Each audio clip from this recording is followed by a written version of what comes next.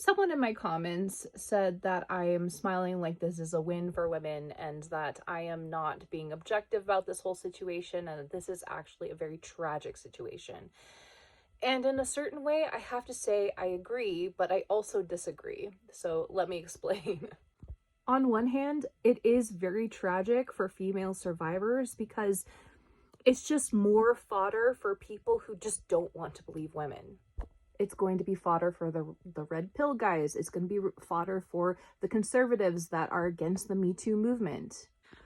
But I have to say to you guys, this believe all women concept was never a new concept. In fact, it is as old as time. Except it wasn't believe all women, it's men believe your women, and if you are high up in the power dynamics of the patriarchy, then you can actually do something about it, and especially in the past, free of consequences. So it was usually rich, powerful men believing they're, by proxy, rich, powerful women, and then taking action on that. Are we ignorant to the fact that wars have been started over women? Often no fault of their own, but at times women have instigated these conflicts. How many women have been looked at wrongly by a young man of color or a boy of color and have gone back to their patriarchal fathers or brothers or husbands and said that this man looked at me inappropriately, and that man who was innocent ended up dying? Have we forgotten about lynchings? Have we forgotten about killing these people of color? This is what I'm talking about when it comes to the patriarchy, and it's becoming so much more clear to me exactly this system that has been in power for a very, very long time. Ironically, it was when I was the least healed, when I was more so full on into the believe all women. It was so flabbergasting to me to think that women would lie about these things, because in my mind, I thought, why would they want to? There's so much stigma behind being a victim. Why would you want to take that upon yourself? Why would you want to be seen as tainted by society, by this patriarchal system? But what I was forgetting was that as much as the patriarchal system often punishes women for being victims of SA or DV, what I was forgetting is that it's okay for, typically in the past, white men to do it. The men in power, the men who are rich, the men who have power in the patriarchy. But if a man who does not have that same power, men of color, men who don't have wealth or position or power do it, then it's war, right? Are we seeing how the patriarchy is a narcissistic system? This is literally the abuser's handbook. I'm allowed to abuse you, but they aren't, because you're my possession. We can't deny, however, that it is part of the masculine nature to be protective of the women that he's close to, his daughter, his sisters, his wife, his mother. It's normal, and it's a beautiful thing, actually. It's part of his role. However, there's a difference between protectiveness, that divine masculine quality, and the karmic masculine, which is that possession, right? I'm allowed to abuse you, but no one else is. The divine masculine also will protect you from himself. And this is a way that I have neglected in the past, really coming to terms with, is that women abuse in a different way than men do. And it's been hard for me to face that because I really want to believe all women. You know, I know how hard it is to live in this world as a woman and to live with these power dynamics, and often how it is used against you as a woman. But do we forget how much power a woman can have over the men in her life? Especially for men who think of, still on some subconscious level, think of their women as their possessions. This is one of the reasons why I say Blake Lively is an agent of the patriarchy. She is weaponizing the patriarchy, because if you think about it, she of herself is more so a B-level actress. It is her husband who is more so the, part of royalty in Hollywood. It is her husband who has most of the power, and the more evidence we see, the more we see his involvement. So as much as I do 100% blame Blake Lively for what she is doing and the influence she has over her husband, who is, you know, her patriarchal connection.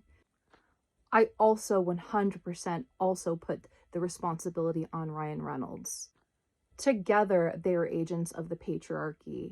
So ironically, it has been me healing that has been helping me to understand. And actually, this has been somewhat recent. You know, like, I have been pretty angry at men for a while. I'm not gonna even lie. Like, I have really gotten a little bit roped into the hating man rhetoric. But I've always kind of, you know, questioned it, because we see it on social media, don't we? We see on one side, we see the red pill people, right?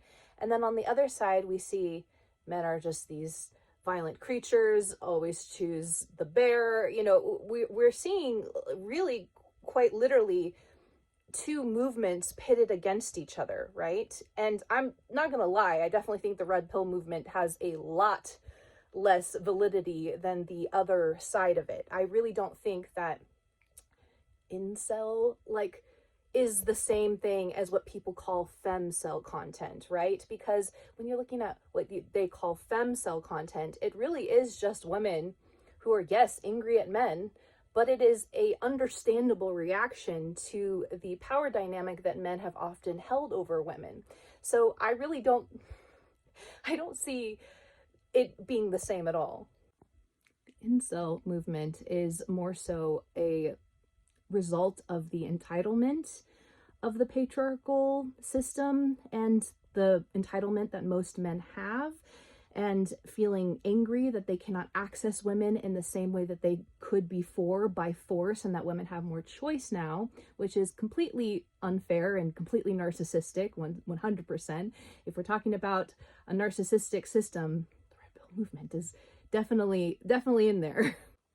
And if we look at what they're calling femcel, which, like I said before, I don't think is the same, it is more of a traumatized response. There's more validity to it. It is a response to abuse. It is a response to misogyny. It is a response to an unjust, narcissistic power dynamic that has subjugated and abused women for centuries. As women, we feel it in our DNA. We see the way that our mothers have been treated. We see the way that our grandmothers were sold off to these men who are much older than them, just so that, you know, they could survive. Those two movements are not the same. It's almost like, interestingly enough, while one movement is more of a reflection of the masculine entitlement to femininity and masculine entitlement to having women and having that feminine, you know, dominating the femininity by force, right? And it's almost like, when you look at it in terms of the narcissist versus empath dynamic, it's almost like those are the narcissists that are made through being spoiled, through entitlement, through being told they can have whatever they want whenever they want it. But if we were to look at more so the other side of the spectrum, with women hating on men and being just like all men are evil, it's more of a traumatized response to men. And it also is more like, yes, it can go into a narcissistic, like to a narcissistic extreme, but it's almost like if it does go to that narcissistic extreme, it's narcissism that's created by trauma. And I think the reason I'm able to see this kind of very clearly is because this is exactly the dynamic that my parents have. My dad has narcissistic qualities because of his patriarchal entitlement and was, you know, basically spoiled as a child by his parents. And my mom has narcissistic tendencies because of extreme trauma. So I have a tendency to be a lot harder on my dad and to give my mom a lot more grace. But when it comes to women like Blake Lively, her narcissism is like so extreme to me. It is so malignant in the way that she just is so entitled. I think she's one of the entitled ones. I think she was like never told no in her life. That's the kind of narcissism that she has. It's not because of trauma. It's because she's simply entitled. I don't have a lot of grace for her because she just doesn't, she's lived a very charmed life, and she does not understand at all what most women have had to go through. And I'm not saying that every woman should go through trauma. Of course, I don't want that. But I wish there was a way for women who have not gone through trauma to realize these power imbalances and to recognize how protected they are by the patriarchy. But a lot of times, women don't really understand that unless they go through something themselves where they are subjugated by it, or at least recognize their subjugation because it is so extreme. Now, before, I literally actually thought that Justin Baldoni was a man of color, but I looked it up and apparently he's Italian and Jewish. So shout out to my fellow Italian. But that's another aspect that we haven't really considered. Yes, he's not technically a man of color, but I do wonder if there is an aspect of that there. I mean, the woman got married on a plantation. If that doesn't say colonialistic white privilege entitlement, I don't know what does. I don't know if it will sound completely tone deaf to say this, but I think that even spicy white people can experience a bit of colorism as well.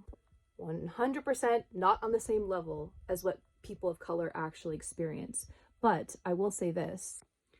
I live in a very, very predominantly light-skinned, blonde-haired, blue-eyed, white area of the country. Not saying that, you know, other people of color don't live here too. They absolutely do, but especially in like the mountainous areas where I'm living and have gone to high school in, there weren't a lot of people of color. And I remember specifically going to my counseling appointment at school where they were going to basically give me career counseling and put me in the classes that I needed to succeed. I mean, that's why they do that, right? In the system, my middle name was Maria. My middle name is Marie, but they put it in as Maria, and it makes me wonder if she thought that I was Hispanic or something.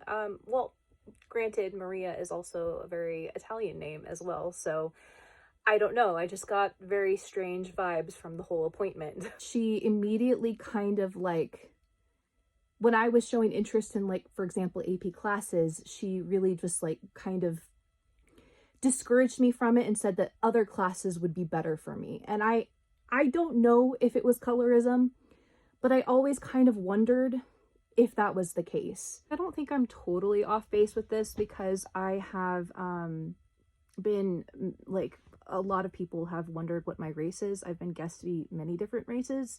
I'm white, but people have thought that I'm Hispanic, and some have even thought I'm like part Filipino and stuff before. I don't know how, I don't see that, but like just, but I've met a lot of other Hispanics who also started speaking to me in Spanish, and I was like, no Espanol, sorry. Only a little bit in high school, and it didn't stick. I'm sorry. And they were like, what? I thought you were Hispanic, and I wasn't. So I guess that's where I'm thinking maybe she thought that I was like a person of color, that I was Hispanic potentially. Once again, I have no idea if this is like an okay thing to say. It's just my experience. I could totally be reading into it, and once again, not the same thing as what people of color experience. I know 100%.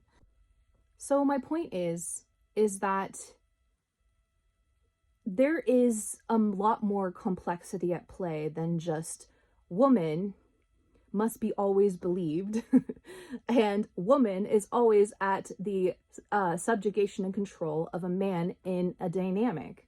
Considering wealth, power, that's another thing. Taylor Swift, she's a woman with an incredible amount of power, right? And she's, you know, she has a lot of power that you wouldn't necessarily call patriarchal. But is she still part of a patriarchal system? Is she playing the game of the patriarchy in order to maintain that power? That's the question we have to ask. So no, it's not the greatest win for women, but for me, men who are victims, they deserve to be vindicated too. I think of all of the men, the young men of color, and Justin Baldoni may not technically be a man of color, but I think of men who have been victimized in situations where a woman wrongfully accused him and was killed simply because he was the skin color of the people who were subjugated under the patriarchal system of power, or if just because he wasn't high enough up on that hierarchical system. He didn't have enough wealth, he didn't have enough power himself. Those men deserve justice too. And obviously, this doesn't just apply to men of color. This has happened to white men, I'm sure, as well. And you know, have we ever even have you read The Crucible? I had to read it in high school. I thought it was very interesting. So in conclusion, I think that the truth coming out is always a win. It may not be a win for female victims who are less likely to be believed because of situations like this, but it is a win for men who have been wrongfully accused. And a victim is a victim in my mind, regardless of gender.